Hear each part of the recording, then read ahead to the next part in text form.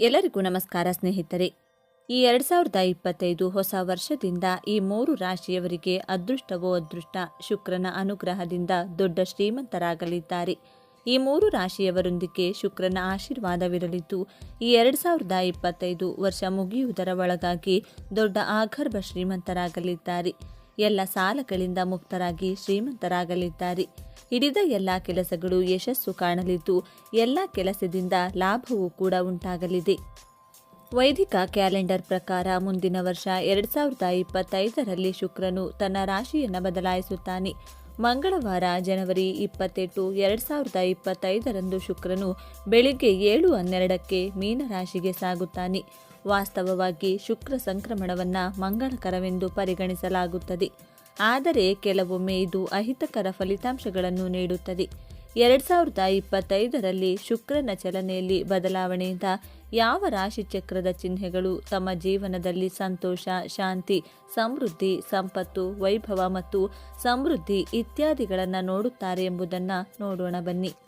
ಮಿಥುನ ರಾಶಿಗೆ ಶುಕ್ರ ಸಂಕ್ರಮಣದ ಶುಭ ಪರಿಣಾಮದಿಂದಾಗಿ ವಿದ್ಯಾರ್ಥಿಗಳ ವ್ಯಕ್ತಿತ್ವ ಸುಧಾರಿಸುತ್ತದೆ. ಉದ್ಯೋಗಿಗಳ ಆಕರ್ಷಣೆಯು ಹೆಚ್ಚಾಗುತ್ತದೆ. ಇದರಿಂದಾಗಿ ಅವರು ಇತರರನ್ನು ತಮ್ಮ ಕಡೆಗೆ ಸುಲಭವಾಗಿ ಆಕರ್ಷಿಸಲು ಸಾಧ್ಯವಾಗುತ್ತದೆ. ಆರೋಗ್ಯ, ಕಲೆ, ಬರವಣಿಗೆ, ಫ್ಯಾಷನ್ ಮತ್ತು ಐಟಿ ಕ್ಷೇತ್ರಗಳಲ್ಲಿ ಕೆಲಸ ಮಾಡುವ ಜನರು ಇದ್ದಕ್ಕಿದ್ದಂತೆ ಉತ್ತಮ ಮೊತ್ತವನ್ನು ಗಳಿಸಬಹುದು. ಸಾಮಾಜಿಕ ವಲಯ ಹೆಚ್ಚಾದಂತೆ ರಾಜಕೀಯಕ್ಕೆ ಸಂಬಂಧಿಸಿದ ವ್ಯಕ್ತಿಗಳು ಸಮಾಜದಲ್ಲಿ ಹೆಸರು ಗಳಿಸುತ್ತಾರೆ. ಜನವರಿ ತಿಂಗಳಲ್ಲಿ ವಿವಾಹಿತರ ಪ್ರೇಮ ಜೀವನದಲ್ಲಿ ಪ್ರಣಯ ಮತ್ತು ಪ್ರೀತಿ ಇರುತ್ತದೆ. ಕನ್ಯಾ ರಾಶಿಯ ಮಾಡೆಲಿಂಗ್ ವೃತ್ತಿಯನ್ನು ಮಾಡಲು ಬಯಸುವವರು ಶೀಘ್ರದಲ್ಲೇ ಜೀವನದಲ್ಲಿ ಉನ್ನತ ಸ್ಥಾನಮಾನವನ್ನು ಸಾಧಿಸುತ್ತಾರೆ.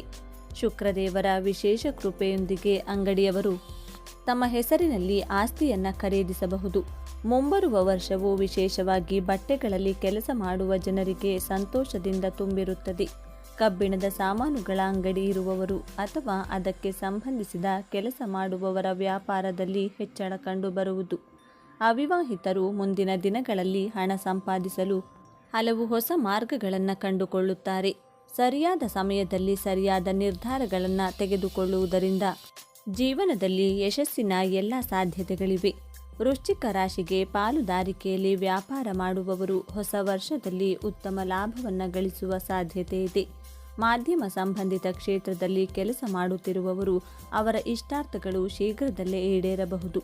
ಬಟ್ಟೆ ಮತ್ತು ಪ್ಲಾಸ್ಟಿಕ್ ವಸ್ತುಗಳನ್ನು ಮಾರಾಟ ಮಾಡುವ ಅಂಗಡಿಗಳನ್ನು ಹೊಂದಿರುವ ಜನರು ತಮ್ಮ ಲಾಭದಲ್ಲಿ ಹೆಚ್ಚಳವನ್ನು ಕಾಣುತ್ತಾರೆ. ಸ್ವಂತ ಕಾರ್ಖಾನೆಗಳನ್ನು ಹೊಂದಿರುವವರು ಅವರ ಕೆಲಸವು ವೇಗಗೊಳ್ಳುತ್ತದೆ. ವ್ಯಾಪಾರ ವಿಸ್ತರಣೆಯಾದಂತೆ ಲಾಭವು ಹೆಚ್ಚಾಗುತ್ತದೆ.